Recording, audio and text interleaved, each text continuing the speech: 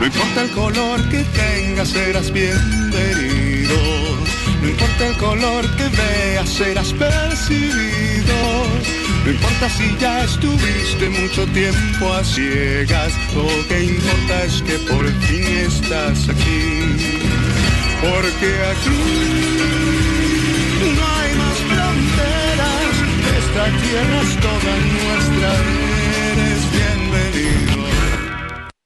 Yo no quiero ser el mejor presidente de Bolivia, quiero ser el presidente de la mejor Bolivia de nuestra historia. Así el presidente daba esta mañana su mensaje, quizás el mensaje más corto que él ha realizado en todos estos 13 años. 36 minutos de duración, hablando acerca de los logros de su gestión y también de las metas que se han impuesto para el año 2025. Bienvenidos a este Hora 23, un abrazo grande y todo nuestro cariño y reconocimiento para todos los bolivianos en este 6 de agosto.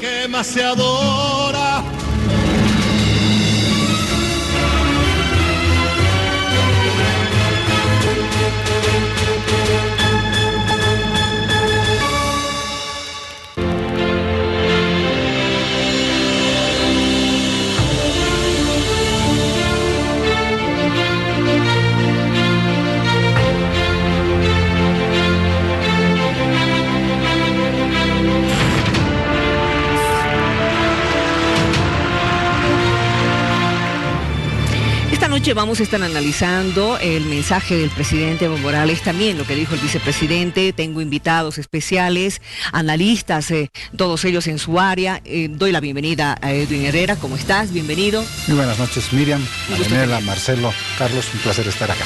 También Marianela Paco. ¿Cómo estás, contigo? Un gusto estar con todos. Carlos Cordero, bienvenido. Un saludo cordial, Miriam, y a todos los que tienen la gentileza de vernos. Y también a ti, Marcelito, ¿cómo estás? Como siempre, un privilegio, Miriam, buenas noches. Vamos a ver a continuación y escuchar en todo caso lo que dijo hoy en Beni, en Trinidad Beni, el presidente del Estado.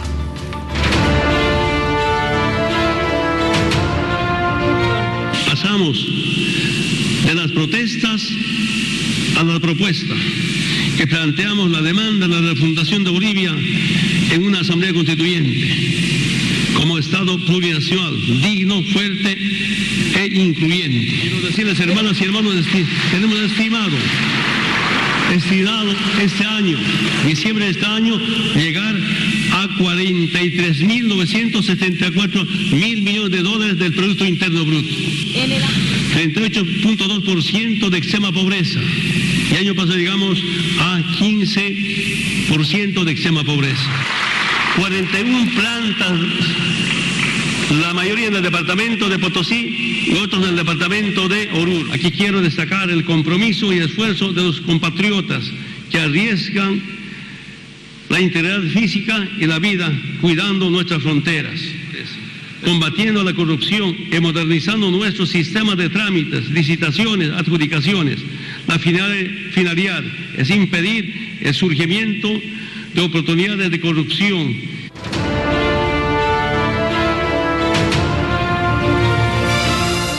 Lo ha dicho esta mañana muy claramente el presidente del Estado Plurinacional, don Evo Morales Ayma, que no somos un país pequeño, debilitado ni mendigo, y ha dicho algo claramente de que somos herederos de la lucha incansable de los pueblos, dando a conocer estos datos económicos, datos que tienen que ver con el desarrollo, la sostenibilidad en nuestro país, acerca de la interconexión en carreteras, el tema de la corrupción, el contrabando, en fin, con nuestros invitados hoy vamos a analizar lo que dijo justamente en un minuto. Por favor, Marianela, tienes un minuto.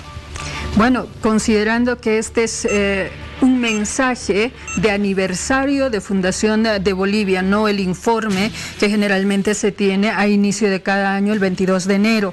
Es un mensaje de un estadista que tiene esta fase retrospectiva de saber de dónde venimos, lo que se hace hoy y en proyección de lo que se tiene que hacer. Y en esos términos ha destacado la estabilidad económica que se tiene, los desafíos de inversión que se tienen, asimismo cuánto se ha superado en la lucha contra la extrema pobreza y cuánto se pretende reducir aún más ese mal que nos han heredado otros gobiernos de otrora. Al mismo tiempo nos ha dejado en su mensaje la tarea de seguir integrando a todos. ha dado cuenta de que sí ha integrado inclusive en la planificación del nuevo plan de gobierno, pues la incorporación de universidades con todos sus estamentos como de empresas privadas. Tiempo, muchas gracias. Carlos, tienes un minuto. Bueno, lo primero expresar mi pesar por el fallecimiento de médicos bolivianos en un accidente justo el Día de la Patria. Lo segundo, tiene razón Marianela, aquí el mensaje del señor presidente nos ha confundido un poco porque más que un informe a la nación parecía el informe de un candidato. Evidentemente es candidato y al mismo tiempo presidente. Ha intentado hacer un balance de todos estos años de gestión en la presidencia, obviamente de cara a las elecciones de octubre de este año, y una de las cosas que ha omitido, entre varias cosas, es el problema en el plano internacional. Por lo menos a mí me ha dejado una gran incertidumbre. ¿Qué hacemos ahora después del fracaso de la Haya? ¿Cuál es el horizonte de los bolivianos frente a esta terrible y desastrosa política? Carlos. Bueno, Marianela lo decía, el presidente ha destacado la parte de la estadística económica, también cuánto se ha superado en temas de pobreza, mientras Carlos señalaba de que este ha sido un informe más de un candidato. Bueno, candidato presidente, la pregunta que te hace es qué hacer después del fracaso de la Haya. Tiempo, Marcelo, tienes un minuto. Sí, un minuto cortito, como fue el mensaje del presidente para llamar la atención, primer elemento, ¿no? 35 minutos, 34 minutos de duración de un discurso presidencial muy diferente a los que se hacían anteriormente, ¿no? Indudablemente no podía ser de otra manera, estaba marcado de una tonalidad política, yo diría implícita. Pensé que iba a ser agresivo, que iba a tocar a los candidatos de oposición, no lo hizo, no los mencionó siquiera, pero resaltó algo que me parece fundamental como idea central, que es la necesidad, por la estabilidad económica, más que todo, de la continuidad del proceso y del gobierno.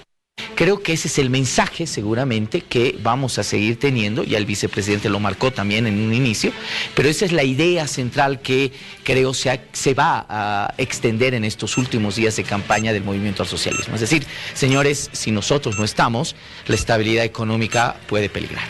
Muy bien, gracias. Marcelo lo decía claramente de que él ha notado lo que dijo el presidente de la necesidad, por la estabilidad, de la continuidad del proceso. Edwin Cacho Herrera, tienes un minuto. En el tiempo en el que estamos, la forma también es fondo. Yo quisiera comenzar esta intervención con temas de forma. Hoy vimos a un presidente cansado, sin chispa, repitiendo cifras que viene diciendo su gobierno en los últimos días. Y claro, con esto está reflejando el agotamiento del proyecto estatal que encarna él y el MAS. Entonces, yo he visto un presidente tremendamente agotado, como también está agotado el gobierno, este proyecto que tuvo esperanza, que tuvo mucho respaldo de la gente, pero que finalmente está agotado. Y lo segundo, en temas de forma, si la democracia en el país aún funciona, este ha sido el último discurso de Evo Morales el 6 de agosto. Y es el penúltimo discurso de Evo Morales en sus 14 largos años de gobierno al frente de la nación. Muy bien, tiempo. Un presidente cansado es lo que ha notado hoy Cacho Herrera, que ha delimitado de forma y de fondo esta presentación del presidente, que tú dices que podría ser el último mensaje del presidente. ¿Tú estás de acuerdo con eso? De ninguna manera, ¿no? Pero yo tomo las palabras de Cacho Herrera como de un candidato que, bueno, está empujando una silla que es difícil, cuesta arriba por el pasado que se cargan. Y lo que sí tenemos, y lo reitero, es un discurso de un estadista, a diferencia de los que están en carrera.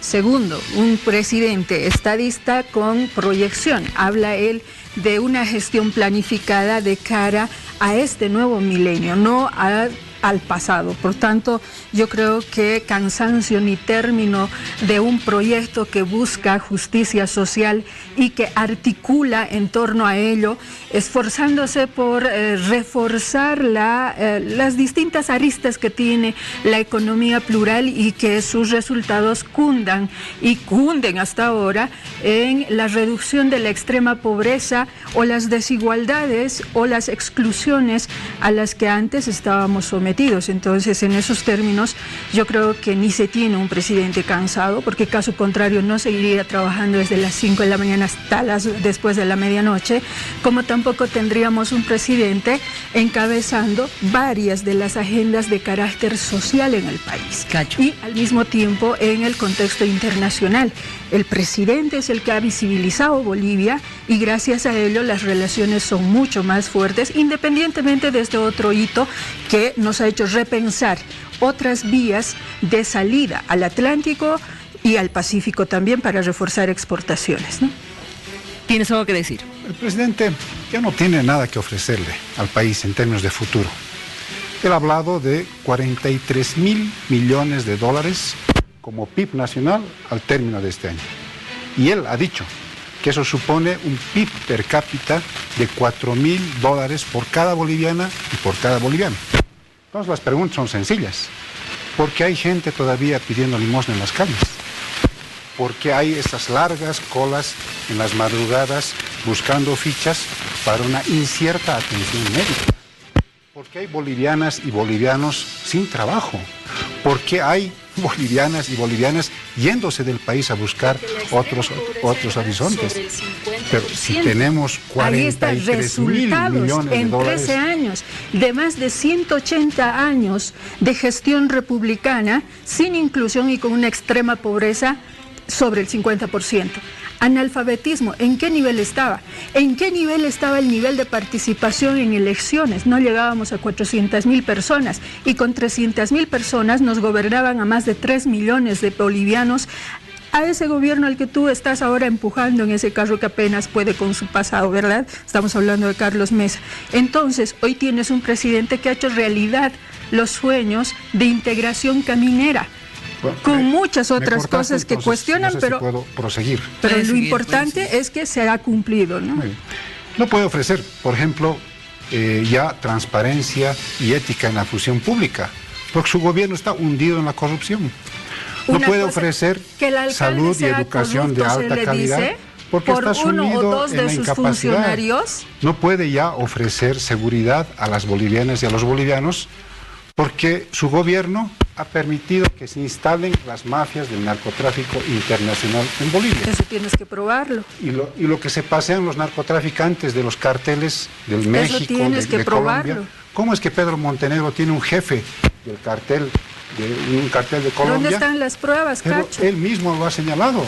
Y lo han dejado salir por Yacuiba. ¿Dónde están las pruebas? Es que es lo más gracioso, es pedir pruebas cuando ustedes deberían probar. No, quien prueba en todo proceso judicial es quien acusa y el otro se descarga.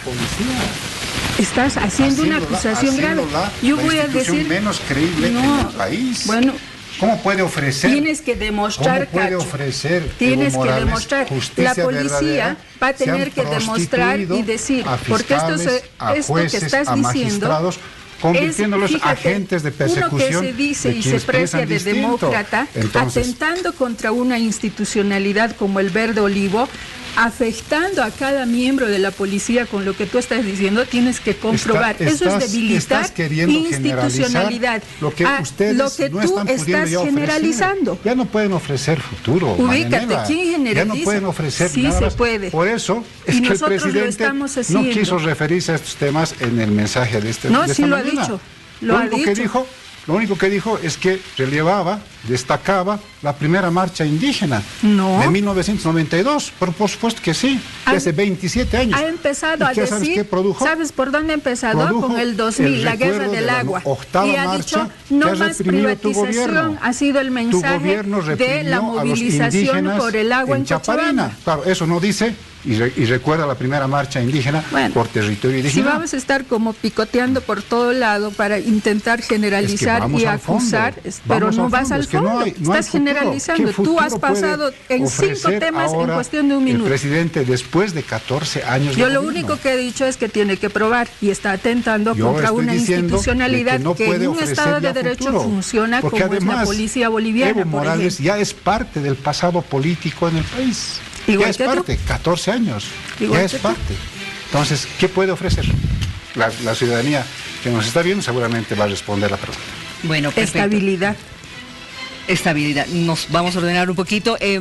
Quiero invitarle a usted que está viéndonos, por favor, también participar en las redes sociales. Lo ha estado haciendo estos días. Muchas gracias por ello. Y le lanzamos esta pregunta para que usted nos pueda responder. ¿Cómo reconoce a Bolivia? ¿Cómo reconoce usted a Bolivia? ¿Como una república o como un Estado plurinacional? En estos días he estado hablando mucho de esto, lo republicano, lo plurinacional, en fin, usted tiene la respuesta y escríbanos a todas nuestras redes sociales. Y más adelante, por favor, señor director, estaremos hablando acerca de lo que dijo también en este día el vicepresidente Álvaro García Linera con motivo de nuestra fiesta patria. El presidente Evo Morales dijo también: hemos dejado atrás la república que favorecía a las minorías. Literal, lo dijo esta mañana en la sesión de honor que se realizó en Trinidad Beni. Seguimos hablando acerca del mensaje que ha dado hoy el presidente. Corto, conciso, a las 36 minutos de duración. Marcelo, comenzamos contigo. Sí, rápidamente. La propuesta que nos hace el presidente en el discurso era algo que era absolutamente predecible, además, ¿no? Y lo habíamos manifestado, creo que en una entrevista contigo, Miriam, hace algún tiempo, en el momento de campaña. Es decir, lo que hoy se iba a poner en el tapete del elector eran 2 cosas fundamentales. Primero, el tema del movimiento al socialismo, jugando con el tema de la gestión pública, la estabilidad económica, el crecimiento, ¿no? Lo que en ciencia política, y Carlos lo sabe muy bien, se llama el rational choice, ¿no? La elección racional. Es decir, confrontar al ciudadano y decirle: mire usted que, cuidado, ¿no? Más importante que cualquier otra cosa es el tema de mantener esta buena situación económica, que tenga lo más ingresos, que esté estable y que además la economía esté creciendo. Toda esa artillería, si te das cuenta, hoy día está corriendo. Es decir, creo que todo el aparato gubernamental, pero además toda la estrategia de campaña del movimiento al socialismo está apuntando a ello, ¿no? Pero por el otro lado, por supuesto, y donde las oposiciones podían haber sacado mucho rédito y se podía haber crecido, era lo no tangible. Y lo no tangible era, por ejemplo, la insistencia por la repostulación, que esa es una deuda pendiente y que mucha parte de los ciudadanos todavía no la aceptan ni la ven como legítima. El segundo elemento, el tema de deudas que se han venido también pegadas a esta gestión pública, como el tema de la justicia y la corrupción, que son elementos también que son ineludibles de no tocar y no discutir. La pregunta, y aquí cierro, es ¿cuál va a ser más efectivo en transmitir qué? ¿No? Hasta el momento creo que el gobierno está teniendo un relativo éxito, el MAS está teniendo un éxito en la campaña, transmitiéndote esto al electorado, ¿no? Miren, la gestión ha sido buena, han habido obras, hay que seguir apostando por la estabilidad.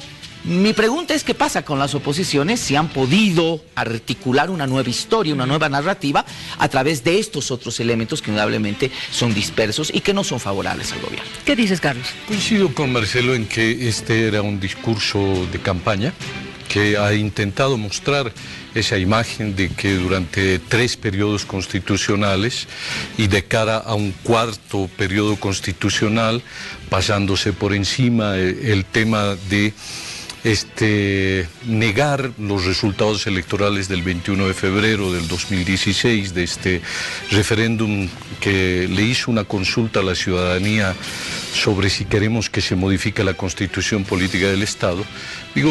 Coincido de que era un discurso de carácter de campaña, pero fíjate, Marcelo, una paradoja, ¿no? El presidente está invirtiendo tantos recursos, su tiempo, dinero, además los recursos del Estado, para poder posicionar esa idea.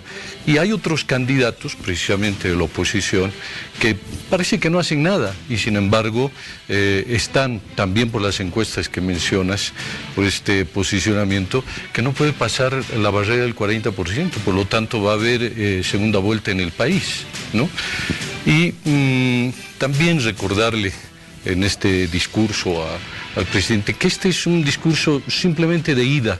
Antes había una extraordinaria buena costumbre en nuestro sistema político, que era que un parlamentario también hacía una especie de balance, de respuesta a los discursos del presidente, precisamente en estas fechas efemérides, porque el presidente nos tiene acostumbrados hace mucho tiempo de él hacer estos discursos monocordes, estos discursos de en conferencias de prensa donde no hay ninguna posibilidad de debatir con el señor presidente, y aquí hay pues una omisión a esta esencia de la democracia, ¿no?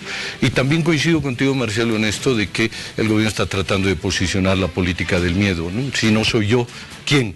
Y estoy seguro de que hay 10 millones de bolivianos que tienen, bueno, menos, mayores de edad, profesionales brillantes, que tienen la misma oportunidad de dirigir este país y, quién sabe, con mejores capacidades y con mejores resultados.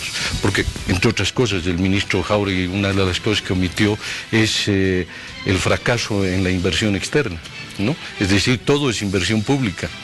Pero la inversión externa no llega al país, y eso también es una omisión que ha hecho el presidente y el vicepresidente en los discursos del 6 de agosto. Permíteme, ¿has escuchado? ¿Habrá segunda vuelta? No voy a prestarme a eso, ¿no? Porque históricamente también, Carlos, tendría que recordarle al pueblo que nunca toda la juntucha de 6 partidos conservadores que han ido transformándose de ADN a Podemos, a Convergencia, a Demócratas, a no sé cuánta otra cosa, como el MNR ha ido convirtiéndose en parte en MSM, se ha convertido en otra ala, qué sé yo. Se han venido transformando así, inclusive recordando que en algún momento hemos tenido más de 30 partidos políticos en carrera, ¿no? Nunca han llegado sobre el 30%, lo más que han alcanzado el 35% ha sido el 94%. Después de eso nunca más han pasado del 30% y nos han gobernado así. En cambio, a el movimiento al socialismo históricamente también les han restado hasta 20 puntos y por sobre todo pronóstico se ha ganado con árbitro en contra. Y siempre fue así, y eso es otro dato histórico que hay que recordarles. Otra cosa, cuando se dice, se está recurriendo a este discurso del miedo, de si no soy yo, ¿quién? En carrera, Carlos, no están pues los 10 millones de bolivianos o los 11 millones de bolivianos que somos. Son 9 frentes políticos. Uno es el MAS y los otros 8 son oposición. Y de esos 8, los que aparecen en encuestas en las 3 primeras líneas son gente que ya ha tenido pasado, como Carlos Mesa. ¿Qué ha hecho Carlos Mesa? Aparte de demostrar su cobardía permanente, aparte de nunca decir no estoy de acuerdo con el impuestazo al salario, nunca ha dicho no saquen al ejército en octubre de 2003, nunca ha dicho no privaticen el agua en Cochabamba, nunca ha dicho tantas otras cosas que más bien ha avalado desde su medio de comunicación como periodista, luego pasa a ser vicepresidente. Y cuando es presidente, emite un decreto por el que anula y manda a quemar toda documentación referida a ¿qué? A gastos reservados. Transparencia nos va a ofrecer esa gente que ya ha venido gobernando, o quien viene es Óscar Ortiz en la fila, otro señor conectado a el ADN. Ahí ha nacido el señor Ortiz. Entonces, ¿qué podemos esperar? La realidad es esa. 10 millones, 11 millones de bolivianas y bolivianos, sí tenemos oportunidades en democracia de seguir preparándonos para otras elecciones. Y hay que hacerlo. Hoy están en carrera 9. Después, sobre las inversiones, ¿no? Sobre las inversiones, tenemos inversiones extranjeras, de eso que todo el tiempo tu candidato se anda quejando, ¿no ves? ¿Y hasta cuándo a tal país y no sé cuánta cosa? Pero voy a parar aquí porque seguro tienen más que decir. Cacho, yo sé que tú tienes que decir algo. Sí, yo creo que tienen que ponerse de acuerdo en el gobierno En relación a la opción de Óscar Ortiz, Marianela, a quien yo le tengo un aprecio especial, dice, pero si él es también parte del pasado, es parte de los vendepatrias, de los que han estafado al país. Yo les pido que se pongan de acuerdo, porque hace unos días el vicepresidente decía que podía dar una sorpresa electoral, que es un hombre inteligente, dijo el presidente. Entonces, yo no sé por dónde están yendo las cosas en el MAS. Yo sí sé que hay un acuerdo. Es un acuerdo, es una alianza de guerra sucia en contra de Carlos Mesa y de Comunidad Ciudadana. Eso sí sé. Y se está desplegando. Por eso es que estamos al medio de una tenaza de la guerra sucia de parte del masismo, del gonismo y de Ortiz. Que la verdad les duele es otro asunto, ¿no? Pero estamos en esto y parece que se está reconociendo. Lo segundo, esta mañana el presidente decía, yo no quiero ser el mejor presidente de Bolivia. Quiero ser el presidente de la mejor Bolivia de la historia. Y yo reitero lo que dije a un principio. La mejor Bolivia de la historia es con gente que sigue pidiendo limosna en las calles, con gente, sobre todo jóvenes, que no saben qué hacer, no pueden encontrar un trabajo digno, estable, duradero, después de que culminan sus estudios. La mejor Bolivia de la historia es con gente que sigue haciendo filas en hospitales vetustos, cuando el vicepresidente dijo que eso iba a acabar en un mes. ¿Esa es la mejor Bolivia? No, la mejor Bolivia es la que todos tenemos que construir, porque está clarísimo. Evo Morales, el MAS, han dejado pasar la oportunidad de tener a Bolivia en el siglo XXI. Y eso es lo que le pretendemos nosotros dar como una suerte de respuesta lógica una vez que asumamos el gobierno en enero del próximo año. A ver, en el tema de la política los objetivos son realmente muy importantes, ¿no? Yo veo desde hace muchísimo tiempo, por lo menos unos 10 años, con mucha claridad, que el MAS tiene un objetivo político y ese objetivo político es la constante reproducción en el poder. Así de sencillo y de claro, ¿no? Es más, hoy día el vicepresidente ha alargado el horizonte de visibilidad, ¿no? Ya no son 5 años, son 10, ¿no? Nos ha dicho que en 10 años este proceso tendrá que concluir porque se habrá agotado, naturalmente, ¿no? Lo tiene clarísimo, ¿no? O sea, el MAS tiene clarísimo que se va a quedar en el poder y lo tiene de forma absolutamente nítida. No, en eso te equivocas. Pero permíteme. No, pues es que te estoy parafraseando lo que dice el MAS. No es un criterio. Una idea, Marcelo, que no es correcta. Escúchame, esa pero idea estoy posicionando de quedarse en el poder. A ver, no solamente te voy a refutar, Carlos, sino te voy a hacer recuerdo de una declaración de Evo Morales. Muerto me van a sacar del Palacio de Gobierno. Por favor, escúchenlo a Marcelo. ¿Verdad? Eso es lo que dijo Evo Morales en su momento. Claro, dijo. ¿Cuándo? Y nos vamos a ir, Hay nos vamos a morir. Contexto. En temas políticos, Marcelo, tú también bien, sabes Marcelo. que hay coyunturas. Muy bien, Marcelo. Y la coyuntura del 2006 eso es exactamente. fue fatal, ¿te acuerdas? Eso ¿Te acuerdas cuando no dejaban gobernar? Está bien, Marianela. Pero entonces, un politólogo no puede, pues, sesgar el contexto en los que se toman las decisiones y se afirman ciertos discursos. Lo mismo te digo, y retruco eso, precisamente. Bravo, me alegra que lo menciones. La coyuntura es la que te determina el hecho de decir, señores, hoy día yo ya no voy o no me voy a reproducir y mañana tienes que volver a cambiar tu discurso porque es necesario nomás que siga siendo, ¿no? Y ese es el gran problema y esa es la gran debilidad. A mí me preocupa, y ahora paso la pelotita al otro lado, ¿no? Que ante esta coyuntura favorable, las oposiciones políticas no han podido construir un proyecto político después del 21 de febrero. Que es un tema que ha dolido, yo creo, y que sigue doliendo muchísimo a la estructura gubernamental. Tú tenías algo de razón, Carlos, cuando decías, el presidente Morales no puede sobrepasar en la mejor encuesta el 40-41%. La de La Razón creo que fue la última donde pasa el 41%. Y entre las causas que la misma Razón desglosa en la encuesta está, por supuesto, este afán de la repostulación, ¿no? Mi pregunta es, ¿por qué no se pudo construir un proyecto político con la misma claridad que tiene el MAS? De decir, señores, ahora nos vamos a quedar, tenemos la idea de reproducir el poder. ¿Por qué las oposiciones políticas no tienen tan clara la visión de sacar a Evo Morales del poder? Y es precisamente lo que tú dices, Cacho. Es decir, yo no puedo concebir que actores de oposición hoy día se estén peleando el mismo electorado. Por supuesto que Ortiz le quita votos a Carlos Mesa, y eso no es ninguna sorpresa. Pero eso es culpa del MAS. ¿Qué ha pasado? ¿Qué ha pasado ahí? ¿Qué ha pasado en las oposiciones políticas? Si me permites ofrecer una respuesta a esa tu interrogante. Marcelo, esta competencia electoral no es quien tiene el programa más bonito, ni el que tiene las mejores figuritas, ni es una competencia acerca de cuánta inversión se ha hecho en el país, esa es una discusión que no es el tema de esta campaña. Esta campaña tiene que ver con el continuismo y el autoritarismo y el personalismo versus la democracia. Y los ciudadanos queremos democracia.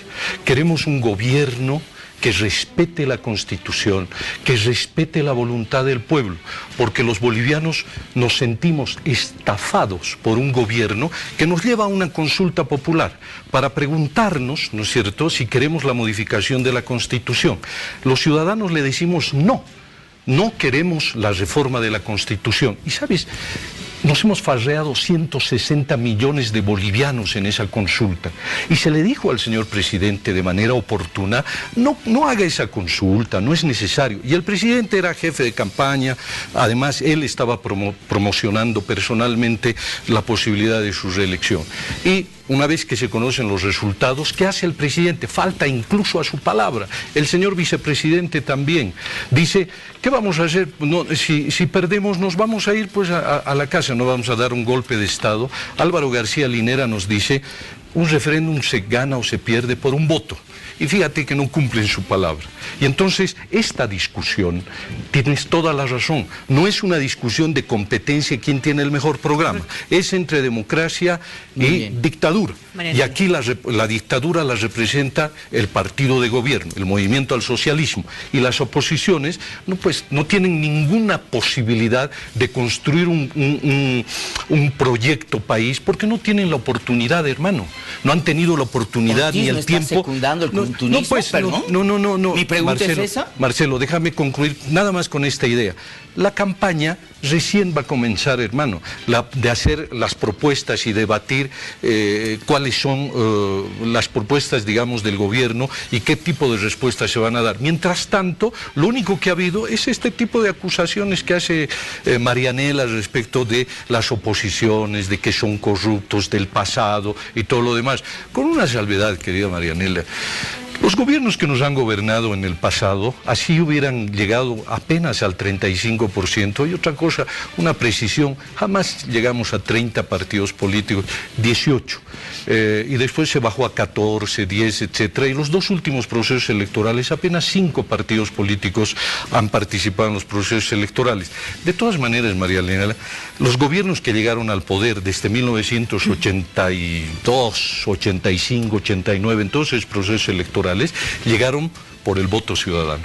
O sea, llegaron a ser presidentes porque la gente los votó. Votaron por el MNR, votaron por la ADN y votaron por el MIR. Entonces, perdón, no, está bien, no importa lo que hubieran hecho. Lo que tú estás haciendo es más o menos esto, ¿no? Es decir, la decisión del pueblo, lo que hubiera tomado, las decisiones que hubieran tomado el pueblo, no importan. Lo que importan es mi ideología, son mis ideas que quiero imponer al resto.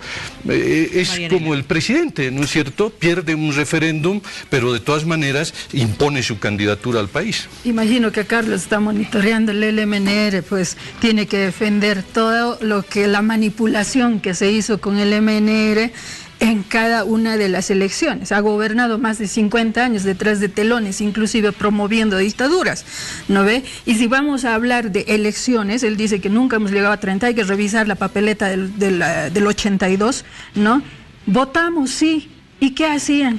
Se iban a hacer sus megacoaliciones y después Pero igual, podemos revisar. 79, podemos 80, revisar, 85. Carlos, por eso, podemos revisar las que quieras. Pero las que favor. quieras. Otro día nos sentamos y así, una por una. Y con cifras. Ahora es no cuando estoy estás con mis haciendo datos, estas hermano. imprecisiones históricas. Y qué bueno que tengas la precisión, porque Gracias. te va a dar lugar a qué. ¿Cómo manipulaban nuestro voto? ¿Cuántos no votábamos? No teníamos carnets de identidad en el área rural. ¿Ah? ¿Cuántos no ejercíamos ese derecho porque no sabíamos leer, escribir y no teníamos carnet? ¿Y quiénes iban a llenar las listas en el campo? Ese es otro tema. Además de, después de los resultados, ¿quién gobernaba? ¿El segundo o el tercero? Porque se sentaban entre ellos, la juntucha de siempre, y decidían que el tercero podía ser el presidente. ¿Respetaban nuestro voto? ¿Cuándo han respetado ellos nuestro voto? En ningún momento. Más bien han ocultado todo lo que hacían con los maletines negros, y esos son los gastos reservados. Pero hay algo que queda claro, esta confesión de ambas partes. Por un lado, la evidencia que pone Marcelo al decir de que hay una oposición desubicada, sin proyecto, sin una visión de país que proponga, que enamore, y que legalmente en elecciones, porque eso es lo que vamos a tener, ¿no ves, Carlos? Perdón, no he dicho eso, solamente lo recalco, no he sido tan lapidario. He dicho que la oposición no tiene hasta hoy día unánimemente claro el objetivo de ganarle a Evo Morales. Y eso está desnudado, ¿saben, señores? La desgracia del asunto es de que parte de la oposición política en este país quiere que Evo Morales se quede siendo presidente de este país. Es cierto, así de sencillo. Por eso está el señor Ortiz ahí. Es el señor Ortiz que representa la apuesta de Santa Cruz, la apuesta del empresariado cruceño para que Evo Morales no salga del poder, pero fundamentalmente para algo, Cacho, y tú lo sabes bien, para que Carlos Mesa no sea presidente. Así es. Esa es la apuesta. Mi pregunta es esa. El MAS la tiene clara, es la reproducción del poder. Hoy día nos han dicho 10 años más probablemente, ¿no? ¿Por qué las oposiciones políticas, por qué parte de la oposición política quiere y apoya ese contenido? ¿Por qué no la tienen clara? Palabras más, palabras menos, las cuestiones están ahí, ¿no ves? No tienen visión, no tienen proyecto. Su problema de la derecha siempre ha sido el indio. ¿Y el indio quién es? Ese sujeto histórico que ha encarnado en el presidente Evo Morales. Siempre ha sido su problema. No por nada, tanta violencia del 2006, 2007, 2008, hasta intentar dividir nuestro país, ha sido porque su problema ha sido el Evo. Y nunca han tenido un proyecto país, por eso han rematado, han rifado nuestros bienes como Bolivia y nos han dejado con una extrema pobreza vergonzosa. Cuando habla de reproducción de poder, yo le aceptaría desde este enfoque. Sí hay un proyecto político, hay un proyecto de largo aliento. En varios discursos lo hemos dicho, y yo misma, han sido 500 años de exclusión, de masacre, de sometimiento. Y esa historia es la que se tiene que reivindicar con esta base histórica que ha logrado encumbrar un presidente indígena en la silla presidencial. Que les duela a los que han perdido el poder, les duele, les va a seguir doliendo, porque además tienen una carga pesada de su pasado por mala administración de la gestión en nuestro país, por tener una actitud antipatriótica. Y sí, 500 años, pero no una sola persona, y también lo ha dicho nuestro presidente Evo Morales. Para eso habemos jóvenes, hay mucha gente en formación política, y si algo ustedes deben tener claro es que mi gente del pueblo ha roto el miedo a esas boconadas a las que antes nos hacían asustar o teníamos que quitarnos el sombrero para saludar. Ha roto el miedo y hay ahora no solo movimientos sociales, movimientos políticos y movimientos con gran capacidad de hacer gestión, que es lo que no entienden estos otros frentes políticos en carrera a la silla presidencial. Cacho. Muchas gracias, Marianela. Miriam, y para contestarle a Marianela, que todavía sigue reproduciendo la Bolivia del siglo XX, incluso la Bolivia del siglo XIX, con esto de recurrir a este discurso que viene desde las etnias, entre comillas, y pidiendo disculpas desde la indiada, cuando ya estamos en el siglo XXI, cuando lo que necesitamos es un país acorde al tiempo de la humanidad en la que estamos. Yo quiero responder a Marcelo. Marcelo decía, ¿y por qué las oposiciones no han tenido la capacidad de unirse y forjar un proyecto distinto al del MAS. Pero no he dicho unirse, porque tal vez por ahí la estrategia no era la unidad fáctica. La idea era tener el mismo objetivo compartido. Claro. Es decir, Entonces, el MAS dice, voy a reproducir el poder. El objetivo de la oposición, lógicamente, debe ser el Evo fuera del poder. ¿Por qué no lograron todos tener ese mismo objetivo? Porque han habido sucesivos pasos que han boicoteado, han saboteado ese intento histórico de generar este proyecto común, este proyecto similar. Paso a describir algunos de estos pasos. Resulta que hacen aparecer partidos políticos. ¿O qué es Pambol? ¿Quiénes los han visto en las calles recogiendo firmas? Y de la noche a la mañana aparecen como partido político. Y después el vicepresidente se jacta diciendo aquí hay taxipartidos otra vez en Bolivia. Cuando ellos son los promotores de los taxipartidos. ¿Qué hacen con las primarias? ¿Qué suponen las primarias para el país? Es deliberadamente hacer trabar la posibilidad de una visión común. Y ahí, por supuesto, caen en la trampa varios de los partidos políticos de oposición. ¿Qué supone, Miriam, amigos que nos están mirando, el hecho de que en las primarias se dice que no debe haber renuncias, salvo muerte o casi muerte de los candidatos a la presidencia o a la vicepresidencia? Y resulta que ahora se abre la posibilidad de las sustituciones. Todo eso ha saboteado la posibilidad de un proyecto común en ideas y en acciones. ¿Y Ortiz? Perdón. ¿Qué hace Ortiz en esta parte? Les pido un favor, vamos a ir un ratito a la pausa, pero antes, por favor, quiero recordarle a la población que por favor participe enviándonos sus criterios con relación a la pregunta que le estamos formulando el día de hoy. ¿Cómo reconoce usted a Bolivia? ¿La reconoce como república? ¿La reconoce como Estado plurinacional? Por favor, denos sus respuestas, lo que usted piensa en nuestras redes sociales y por supuesto vamos recordando parte del mensaje presidencial. Lo que dijo hoy el presidente en Trinidad. Hoy como nunca es urgente consolidar y proteger lo avanzado para proyectar un futuro ambicioso y con esperanza.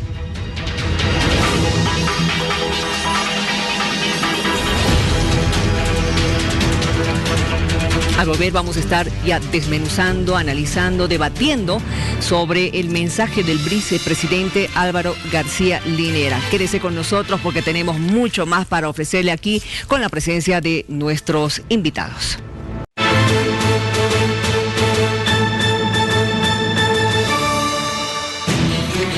Escuchemos o vamos viendo lo que también dijo hoy el presidente. Soñemos con un país interconectado, no solo dentro de nuestro territorio, sino mirando al mundo internacional. Bueno, y aquí ha mencionado también la cantidad de kilómetros, de miles de kilómetros que se han construido en esta gestión del presidente Evo Morales, en estos 13 años. A ver, Cacho, terminamos ya de desglosar o de dar nuestra opinión con relación al mensaje del presidente Evo Morales. Bueno, antes de concluir con esta parte, es bueno que continúe esto que me planteaba Marcelo. Dale. Claro. Ortiz lo que está haciendo ahora es ser parte de este sabotaje del MAS a la posibilidad de la construcción de un proyecto distinto, común, de renovación de ideas, de propuestas. Es un intento, pero no lo van a lograr porque hay un pequeño, gran detalle. Otra vez, las encuestas están marcando un crecimiento de la gente indecisa. ¿Qué supone esto? Cuando más bien debería achicarse la brecha de los indecisos, se está agrandando. Esto supone que la gente está ocultando el voto. Y ahí va a estar la sorpresa. Se equivoca García Linera cuando dice que Ortiz va a dar la sorpresa. La sorpresa le van a dar los electores al gobierno, porque la unidad que no pudieron forjar a los candidatos, la está forjando la gente. La está forjando el elector que el día 20 de octubre, ante la urna, por supuesto que va a concentrar el voto. Unos lo harán a favor del MAS, del presidente, de la reelección, de la violación a la Constitución, de lo antidemocrático, y otros a lo nuevo, a lo diferente, a lo esperanzador y a lo futuro. Entonces, está claro que si no hubo capacidad de los líderes políticos de la unidad, van a ser los electores los que van a dar la gran sorpresa. Volviendo al tema del presidente, yo creo que me ratifico en lo que dije. Vi un presidente cansado, vi un presidente que refleja un proyecto estatal agotado, vi un presidente que no puede hablar ya de transparencia, de justicia verdadera, de seguridad ciudadana, de salud y educación de calidad, porque dejó pasar la oportunidad de una Bolivia mejor. Y esa Bolivia mejor es la que quieren ahora los electores. Esa Bolivia mejor es la que aspiran miles de gente que, como Mariana dice, viene del campo, vienen de las ciudades. Y esa gente está reflejada en las candidaturas de comunidad ciudadana. Alteños, provincianos, indígenas, gente de la clase media, profesionales, son una especie de transversal de nuestras candidaturas. Y esa gente, lo único que quiere es un país con posibilidades de competir con el resto en el siglo XXI. Marcelo, ¿qué opinas? Cortísimo. Discurso en tiempo electoral. Resaltando, por supuesto, los logros que son importantes, dándonos datos que no dejan de ser significativos, en el marco de una gestión pública que ha tenido 14 años de una increíble bonanza económica y que, por supuesto, ha venido dando algunos resultados, indicadores que no dejan de ser importantes. Y como no podía ser de otra manera, también en tiempos electorales omitiendo lo que puede ser contrario. El tema de la insistencia de la repostulación, el tema de la justicia y el tema de la corrupción, que creo que merecen una mayor explicación y una mayor profundización en un discurso presidencial. Muy bien. Carlos. Pues, miren, el discurso del señor presidente cuando ha hablado de la política internacional, yo diría que ha sido políticamente correcto. Ha mencionado de que ha establecido buenas relaciones con países que están a más de 10.000 kilómetros de distancia de Bolivia y no nos ha dicho nada, por ejemplo, del Brasil. Con quien tenemos una extensa frontera y tenemos un proceso de negociación precisamente sobre el gas, tenemos menos ingresos por la venta del gas y tenemos un país que se está independizando del gas boliviano y frente a ese tipo de problemas el señor presidente no nos ha dicho nada. Menos mal que en esto de ser políticamente correcto no ha mencionado a la dictadura de Venezuela, a esa tragedia de 4 millones de venezolanos migrando forzadamente de ese país hermoso y que han llegado hasta Bolivia. Ahora le hacen la competencia a nuestros indígenas, a nuestra gente acá, porque están mendigando en las calles venezolanos migrados producto de la dictadura de Venezuela. Un poco para responder a Marianela en una afirmación que hizo respecto de la conducta de los partidos políticos del pasado. Ha quedado claro que esos partidos que gobernaron Bolivia lo hicieron a través del voto popular. Igual que ahora. Me permites, querida Marianela, es decir, y cuando eligieron, digamos, en el Congreso a quién debía ser el presidente de los bolivianos, lo hicieron en el marco de la Constitución Política del Estado y las leyes. En cambio, Evo Morales, al presidente que defiendes, Marianela, con tanto énfasis, con tanta ira inclusive, es un violador de la Constitución Política del Estado y respeta al ciudadano, porque ¿sabes qué? Nos ha llevado a un referéndum constitucional, nos ha dicho que iba a respetar el voto de los ciudadanos y no ha cumplido con su palabra. Esa es la imagen que hoy tiene frente al electorado. Un presidente que no cumple lo que dice. Entonces, claro, cuando en estas cifras nos da una Bolivia ideal, una Bolivia interesante, es decir, uno desconfía de por sí. Y eso creo que se refleja adecuadamente en las encuestas. La diferencia entre el pasado y el presente es que pueden haberse equivocado los partidos de atrás que gobernaron Bolivia, pero lo hicieron cuando eligieron gobernantes en el marco de la Constitución. En cambio, Evo Morales ha violado la Constitución que él mismo propició el 2009. Marianela. Bueno, lo que nuestra gente tiene que tener claro es que después de más de esos 500 años de exclusión, y en el discurso popular era que estamos atrasados 100 años en relación a nuestros propios vecinos. En 13 años, en 14 años, se ha superado en algo y se ha dado un gran paso. Y sí, el presidente ha cumplido con generar ese marco de igualdad, de integración social, de hacer un tejido en todos los ámbitos. No es casual la participación empresarial del sistema universitario, los microempresarios, los productores agrícolas, los campesinos indígenas y todos trabajando en un proyecto país, un programa de gobierno para los próximos 5 años. Esas gentes antes no participantes, hoy participan. Resultado de ese tipo de trabajo, de cumplir y caminar con esa integración, se tiene esa estabilidad económica, que la hay que cuidar, obviamente, como vemos, a confesión de parte, decimos los abogados, relevo de prueba. Entonces, si no van a saber qué hacer, a que vengan a rematarnos otra vez nuestros recursos, y además hay que revisar los 5 primeros párrafos de cada programa de gobierno de la oposición, donde es absolutamente liberal, y hasta nos están pidiendo permiso para traicionar a la patria otra vez. Eso como un apunte. Pero también quiero decirles que ese atraso superado hoy en día, fíjense, con lo que destaca Banco Mundial, no son mis encuestas ni del gobierno, acá dice cuánto se ha efectivamente salido de la extrema pobreza.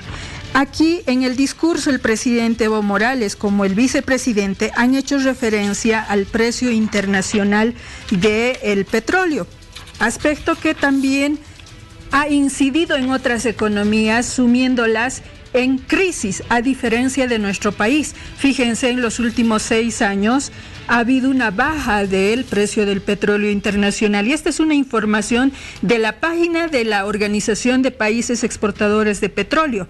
Ha ido en baja, mientras nuestra economía, por tanto, no había dependido solamente del gas o del petróleo, sino de otras alternativas como la energía, y por eso el presidente Evo Morales en su discurso, cual estadista, plantea en proyección convertirnos en una potencia energética de la región. Por tanto, esas preocupaciones que se concentran en el área hidrocarburífera nada más caen en saco roto. Nuestra gente quiere estabilidad y certeza, el presidente nos los ha dado. Hay un proyecto social muy grande que sobrepasa a unas cuantas personas con las que se obsesiona la oposición, y somos el pueblo, usted, nosotros. En cada lugar donde estamos somos responsables, como lo hemos sido para expulsar el 2003 a esos neoliberales que pretenden volver, de hacer respetar la dignidad de nuestra patria. Y estamos en un proceso democrático, porque son las bases sociales las que han dicho: presidente, busque las vías alternativas constitucionales para habilitarse otra vez. Y la participación de los 9 frentes políticos o los 8 opositores han validado esa encomienda del pueblo boliviano, de las bases sociales. Y segundo, van a ir a elecciones el 20 de octubre. Usted y yo vamos a decidir quién queremos que esté en la silla presidencial. Y la estabilidad y nuestro crecimiento económico son clave para seguir mejorando nuestra vida.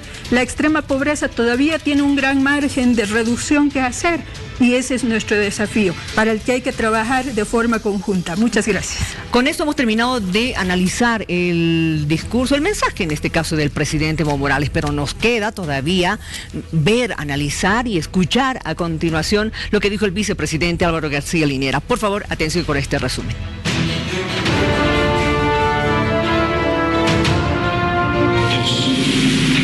De los grandes retos: completar la transformación tecnológica de la agricultura tradicional con más riego, maquinaria agrícola y, por supuesto, carreteras que articulen regionalmente a cada zona. Venden y exportan conocimiento, software, telecomunicaciones, litio, energía, robótica, inteligencia artificial, energía nuclear.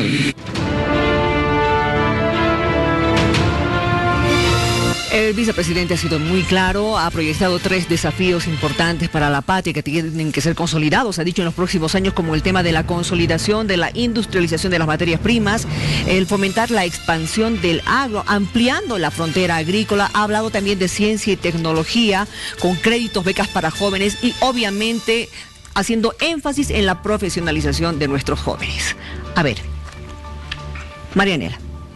Bueno, ha sido claro el discurso del vicepresidente. que te pone en ese plan de desafiarnos como bolivianas y bolivianos, lo que antes no soñábamos, ¿no?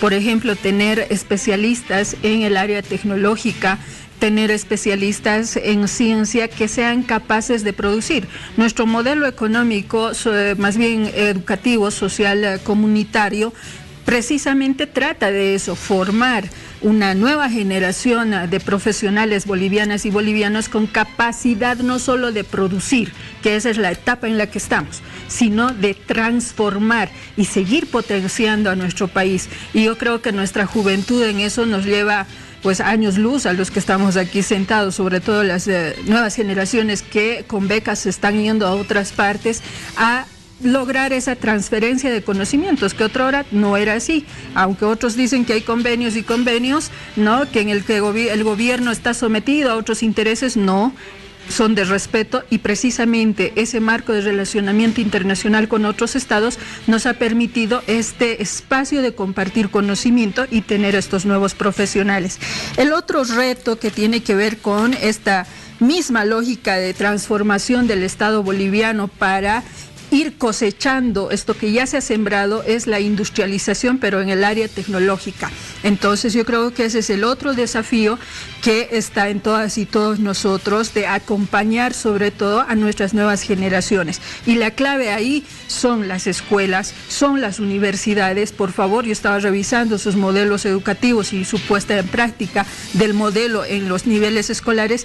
Todavía falta aterrizar más en cómo traducimos la enseñanza del tema comunitario con esta lógica de nuevas generaciones con capacidad de transformación. Y luego la industrialización selectiva que decía precisamente, vamos a tener todavía un buen marco de tiempo en esta lógica. Ni los países del primer mundo, como se denominan, todavía no han alcanzado a deshacerse de ese nivel primario de explotación de los recursos y generación de recursos económicos en paralelo para sus países. Entonces, pero se ha dado grandes pasos y eso lo ha reflejado también el vicepresidente en su discurso de esta mañana. Cacho. Decía al principio del programa, si la democracia todavía funciona en el país, este debería haber sido el último discurso de Álvaro García Linera en un 6 de agosto y el penúltimo discurso como vicepresidente antes de que haya un cambio de gobierno siguiendo las reglas democráticas, siguiendo la Constitución. Y Álvaro García Linera ha tenido un lapsus, no sé si ustedes lo han visto, lo han escuchado en su discurso. Tuvo un lapsus cuando se refería al tema de la violencia contra las mujeres. Yo no sé si se trabó o se trapapeló o algo pasó en su discurso, pero incluso hubo un silencio de unos segundos en este tema que es crucial, porque la violencia contra la mujer es tremendamente grave en el país. Y pese a las leyes, pese a este andamiaje normativo, se siguen matando mujeres todos los días en el país. ¿Qué es lo que deberían hacer gobernantes responsables? Es primero evitar la misoginia desde las altas esferas del gobierno. Y lo segundo es dotarle a las mujeres las posibilidades de ejercer sus derechos de la manera más clara y más fehaciente como Estado. Entonces, esta es una deuda también pendiente, no es un tema menor. El tema de la violencia contra las mujeres es tremendamente grave y como sociedad tenemos que impulsar su resolución y para ello nosotros también tenemos propuestas concretas. El tema de los motores económicos.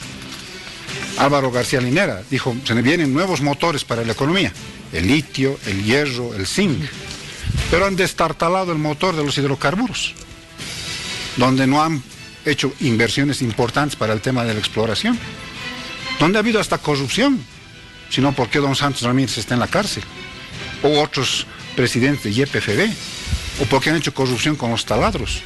Han destartalado el motor de los hidrocarburos, que hasta ahora los bolivianos no percibimos una gran industrialización sobre ese tema. Habla del hierro como un motor que se viene, y la Jindal. El fracaso del hierro en el Mutún con la Jindal. Eso no dice nada. Ese motor quedó fregado antes de que comience a funcionar. Porque hubo irregularidades en la contratación de esa empresa. Y si hablamos también del tema de la visión hacia el futuro, es mi criterio personal. Yo creo que Álvaro García Linera se ha convertido de un buen planificador a un vendedor de ilusiones. A propósito de lo que decía Cacho Herrera sobre la violencia que afecta a las mujeres en nuestro país, vamos viendo lo que dijo justamente el presidente. Todos como sociedad debemos hacer un pacto para garantizar una vida libre de violencia para las mujeres. Marcelo. Sí, escuchar a Álvaro García Linera es muy interesante porque en los discursos políticos previos a los que da el presidente te lanza algunas ideas políticas que no dejan de ser interesantes para leerlas, ¿no? La primera es de que ya te ha subido el tiempo, ¿no? Para el tema de culminar, entre comillas, este proceso de cambio, ¿no? Ya te ha dado 10 años, ¿no? Que es el tiempo en el cual él considera que este proceso va a culminar con una estabilidad económica que no sea afectada por las disputas políticas, dice él, ¿no? Y ese es el propósito del gobierno, ¿no? Irse con una economía que no se vea afectada por la política, ¿no? Bueno, ahí hay una pistita, ¿no? Me imagino que este elemento en el discurso ha sido propiciado por las preguntas que se les han hecho tanto al presidente y al vicepresidente en este último tiempo. ¿Usted va a volver a ir a una repostulación? ¿Va a volver a ir a una repostulación? Ambos han dicho que no. Pero algo que decía Marianela que es muy importante, el tema a veces en la lectura del MAS y en todo actor político es el tema de coyuntura, ¿no? Y aquí el vicepresidente está abriendo el panorama. Y yo creo que va más allá todavía, les comento. Me parece que todo el ensamblaje discursivo, si es que Evo Morales es reelecto, va a ir a que Evo Morales sea el presidente del Bicentenario, ¿no? Yo creo que eso también va a ser un apunte del aparato del movimiento al socialismo con toda certeza, ¿no? Bien, esa es la pistita, la primera pistita que nos ha dado. Segundo elemento que me ha llamado la atención muchísimo del discurso del vicepresidente es la interpelación nuevamente a lo étnico, ¿no? Una muy, pero muy fuerte interpelación a lo étnico, ¿no?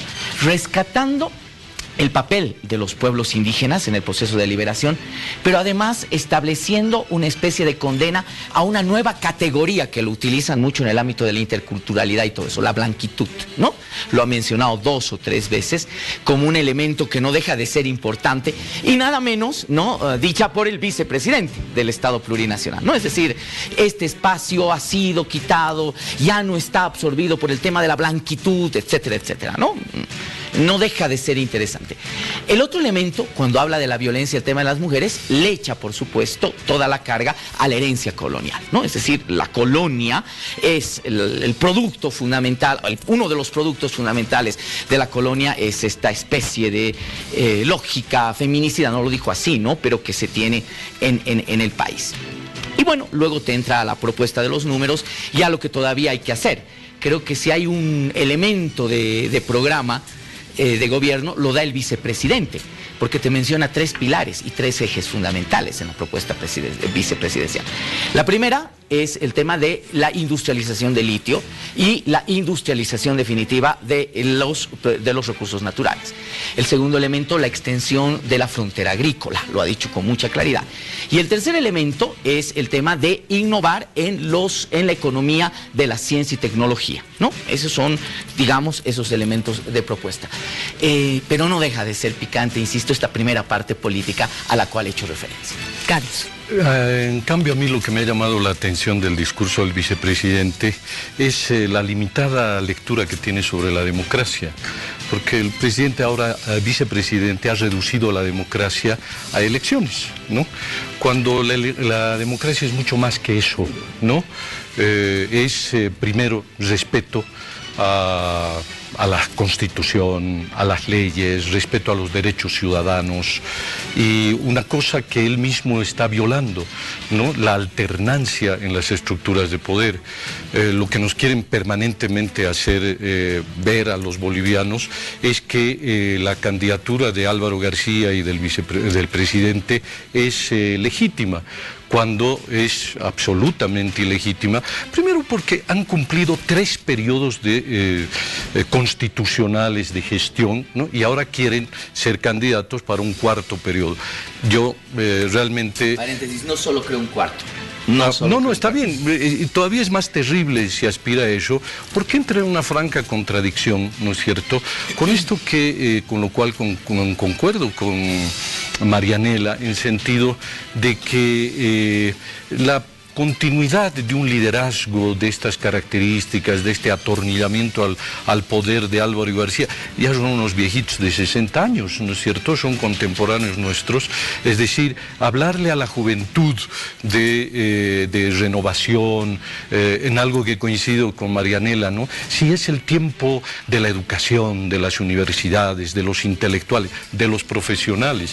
Y fíjate que Álvaro García Linera, o sea, ni profesional es, porque no tiene título universitario, ni siquiera ha hecho el servicio militar, y él me va a venir a mí a decir, ¿no? O sea, que este es el tiempo de la profesionalización.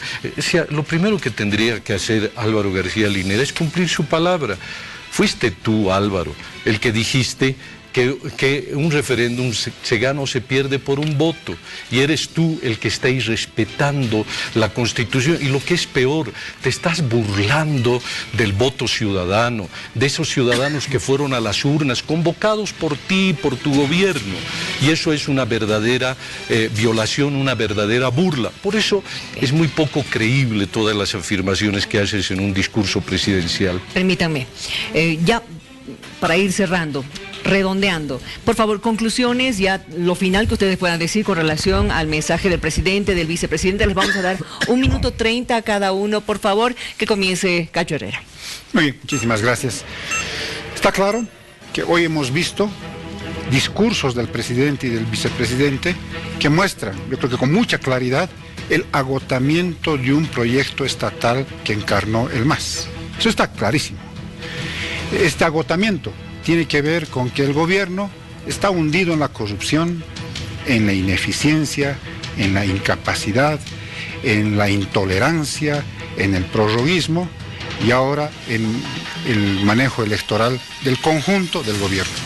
Yo creo que la gente de a poco se está dando cuenta que hay esta opción agotada, esta opción terminal, frente a una opción fresca, renovada, y que le ofrece esperanza y futuro al país. Y no quiero dejar mis intervenciones sin decir una cosa que a mí me pareció tremendamente desconsiderada, con un personaje latinoamericano, que es el expresidente del Uruguay, don José Pepe Mujica.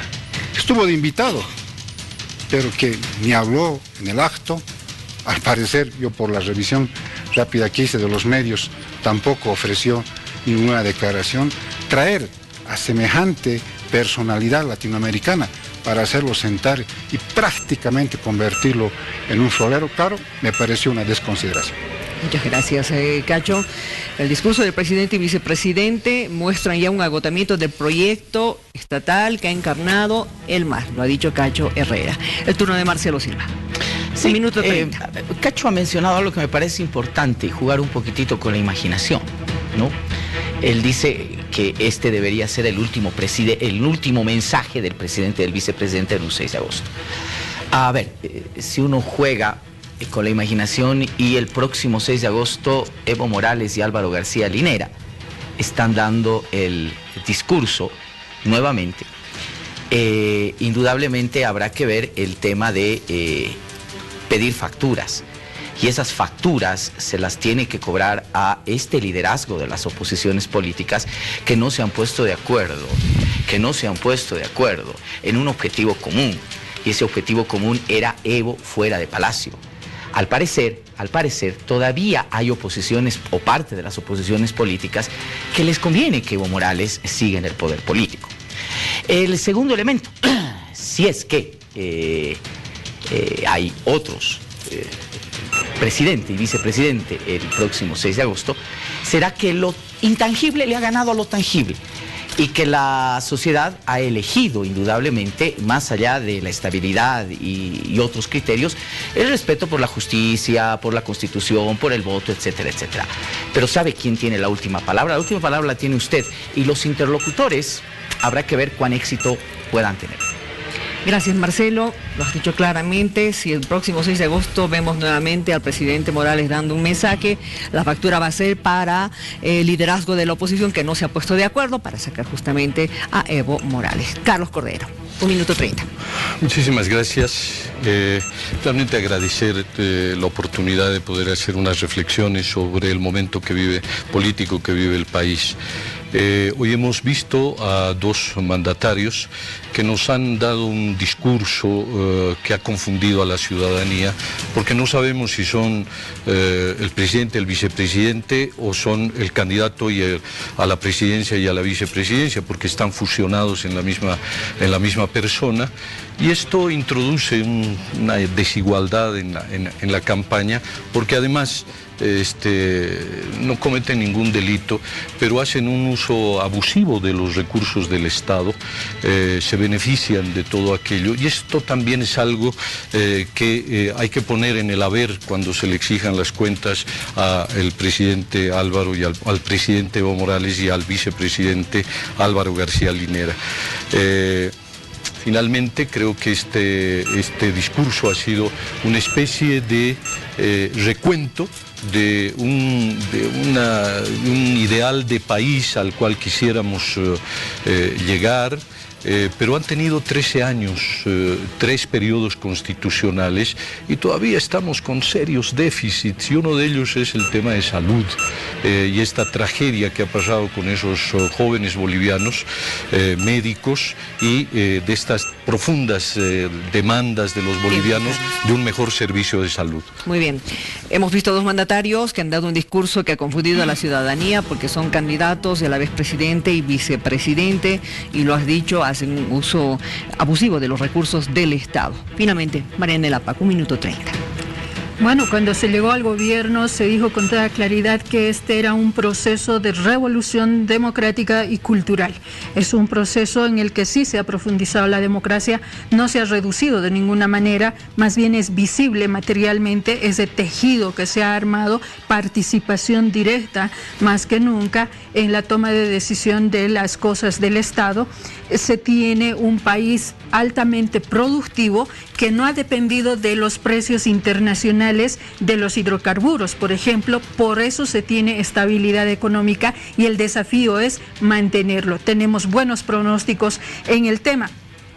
Hemos dicho que vamos a hacer una Bolivia digna y soberana, algo que es ajeno al vocabulario de ciertas personas, porque si esperaban que Pepe Mujica diga algo sobre nuestra realidad boliviana, ha sido palabras más sabias de Pepe Mujica cuando dice: el problema es de ustedes y ustedes tienen que resolverlo. Y nuestra política internacional se basa en el no injerencismo, vale decir, dignidad y soberanía del país, que como nunca hoy se garantiza, y es lo que hay que ir cuidando. En ese contexto se han movido ambos discursos en esta jornada, que es el día de todas nosotras y nosotros. Un abrazo a toda nuestra gente, Miriam, muchas gracias. Un abrazo para ti también, gracias Marcelo, Marianela, Cacho, Carlos, muchas gracias por el aporte que ustedes están dando hoy. Los vamos a estar invitando en una próxima oportunidad para abordar otra temática que tiene que ver justamente con estas jornadas preelectorales, puesto que estamos rumbo justamente a las elecciones de octubre próximo en Bolivia Decide. Muchas gracias a ustedes por haber estado. Por favor, al volver de la pausa vamos a estar escuchando, lo tendremos en una entrevista al viceministro del Tesoro y Crédito Público, al señor Sergio Cusicanqui. Espérenos.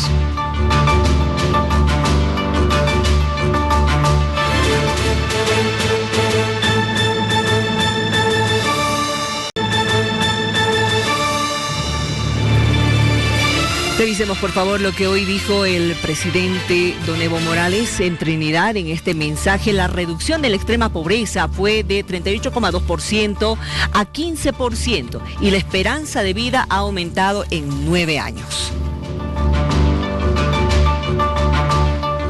Hoy doy la bienvenida al viceministro Sergio Cusicangue, viceministro del Tesoro y Crédito Público. Gracias por estar con nosotros.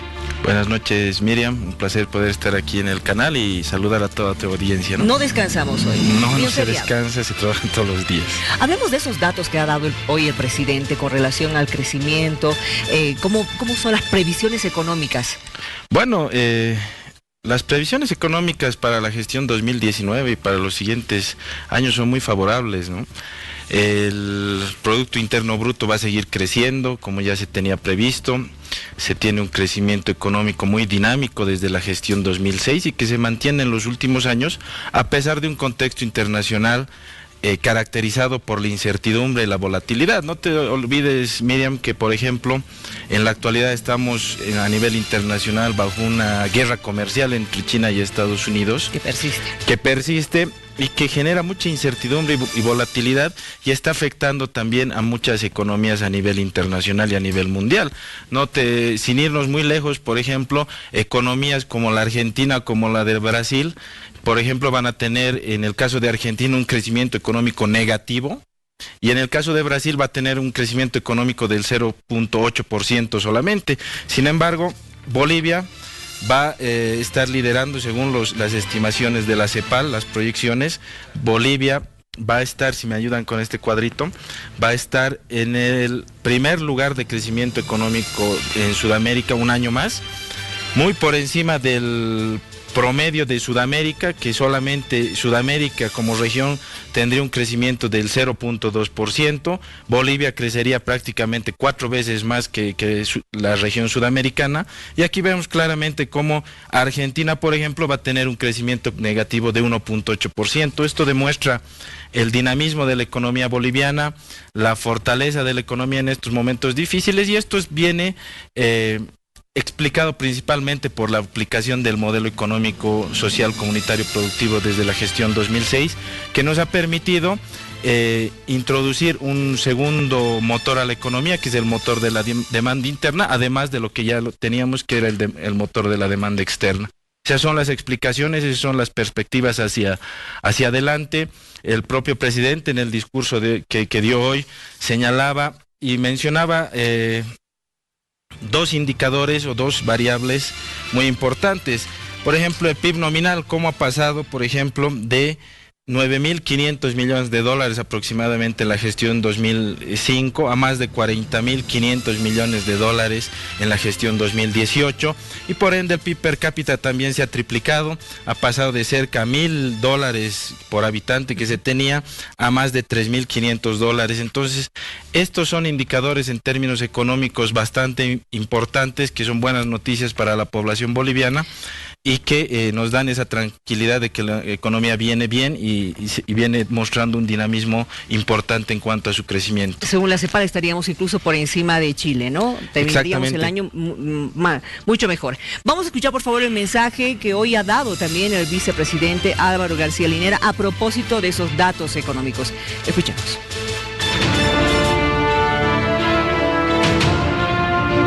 Cada día 790 bolivianos y bolivianas dejan la pobreza y se incorporan a la clase media de ingresos. Bolivia ha logrado mantener por 7º año el crecimiento más alto del continente sudamericano, 4 veces más que el promedio continental. Y este año 2009, como lo ha anunciado la CEPAL, nuevamente seremos los primeros del continente sudamericano. Y este es un ciclo que no solamente ya dura 9 años, sino 13 años. Y estamos trabajando para que se mantenga los siguientes 10 años más, para cuando ya entren en funcionamiento los otros nuevos motores de la economía que nos darán tasas de crecimiento aún más elevadas y nuevos ingresos. Completar esta gran etapa de industrialización selectiva de las materias primas, gas, zinc, hierro y especialmente litio.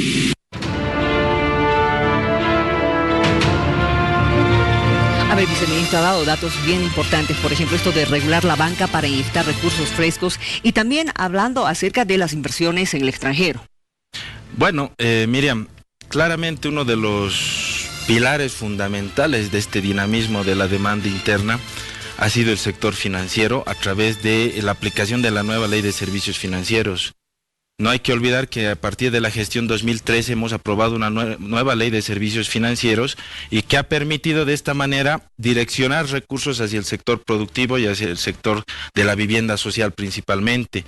Esto, para ponerlo en algunos números, tenemos que, por ejemplo, a la gestión 2018, la cartera productiva se ha acercado a los 11.000 millones de dólares y la cartera de vivienda social se ha acercado a más o menos 3.000 millones de dólares.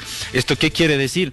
Esto quiere decir que se han podido llevar adelante muchos proyectos productivos, muchos emprendimientos de la población y también hemos podido ayudar a que la gente pueda tener su primera casita, su primer departamento, su primer terreno a través de estos créditos de vivienda social. Entonces, esos son los grandes logros que nos ha permitido esta nueva ley de servicios financieros y que están vinculados a mejorar las oportunidades y las condiciones de vida de la gente, ¿no? Es por eso que hacía mucho énfasis tanto el presidente como el vicepresidente en los discursos de hoy, que además de los números, digamos, del Producto Interno Bruto, Miriam, es fundamental hacer hincapié en lo que son los indicadores sociales.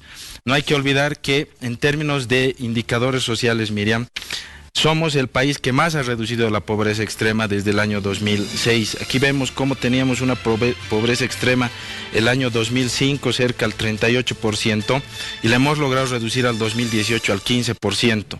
Y en términos porcentuales, entre 2005 y 2018, Bolivia es el país que más ha reducido la pobreza con un 23%. Los otros países también han logrado reducciones en pobreza, pero Bolivia ha sido el que mejor resultado ha obtenido en Sudamérica, ¿no? Aquí tenemos, por ejemplo, en segundo lugar Perú con 12% de reducción de pobreza extrema, pero Bolivia claramente lidera este rubro también. Más de 20%. Más de 23 puntos porcentuales de reducción. ¿De qué año es este pico que estamos viendo del 45,2%? Es del año 2000, Miriam. El año 2000, la pobreza extrema estaba alrededor del 45%.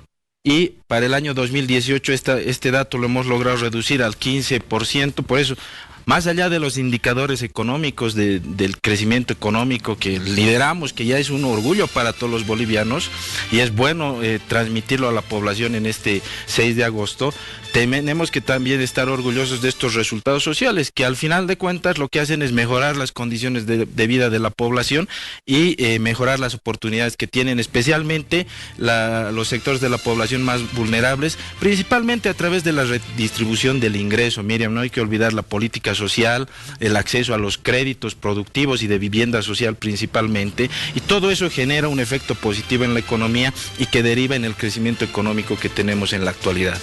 Ahora, hablemos un poquito de lo que se está haciendo para afuera, los bonos soberanos, porque hemos escuchado hablar acerca de los bonos soberanos. ¿En qué nos está beneficiando?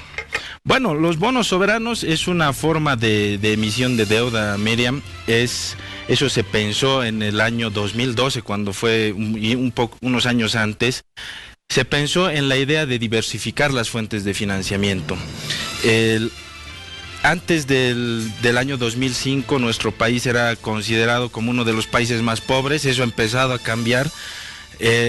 Básicamente nos prestábamos dinero muchas veces para pagar sueldos o para cubrir las necesidades más esenciales, digamos, del funcionamiento del Estado, pero eso ha ido cambiando desde la gestión 2006 y ha surgido también la necesidad de diversificar las fuentes de financiamiento, y eso es lo que hemos hecho con los bonos soberanos, es poner en la palestra internacional a la economía boliviana, hacerla respetable, si vale el término, a nivel internacional, que vean que los resultados económicos son también acompañados por resultados sociales y que todo eso da una alta confiabilidad para los inversionistas, y eso es lo que se ha producido en la gestión 2012 cuando hemos emitido los primeros bonos soberanos, esa alta receptibilidad y alta confianza en los resultados económicos, pero también sociales.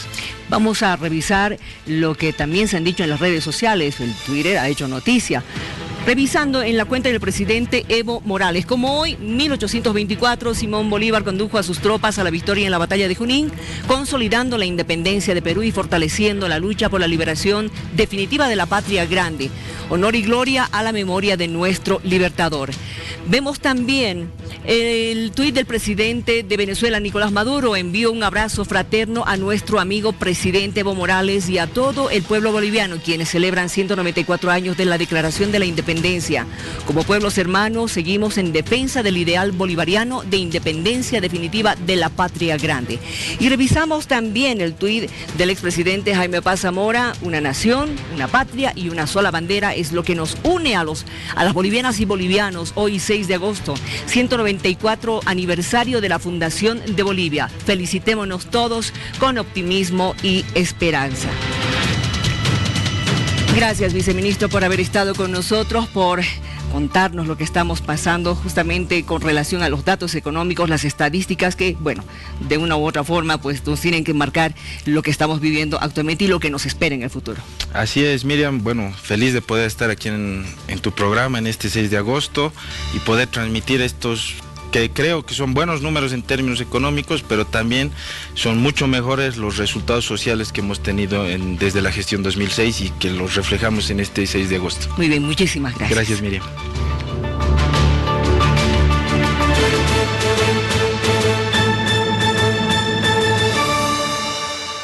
Bueno, esta fue la entrevista que hemos tenido hace algunos instantes con el viceministro del Tesoro, don Sergio Cusicanqui. Ha dicho temas muy importantes, como también hemos escuchado un debate bastante sustancioso con relación al mensaje del presidente Evo Morales y del vicepresidente Álvaro García Linera en el Día de la Patria. Y en horas más, porque ya estamos en miércoles, pues en horas más estaremos escuchando, nos imaginamos, repercusiones a lo que ellos dijeron esta noche en Bolivia Decide 2019. Les esperamos en nuestra próxima entrega, en este Hora 23, que es su programa. Una vez más, aunque ya han pasado unos minutos, un abrazo grande a todos los bolivianos. Bendigamos esta patria hermosa que tenemos. Hora 23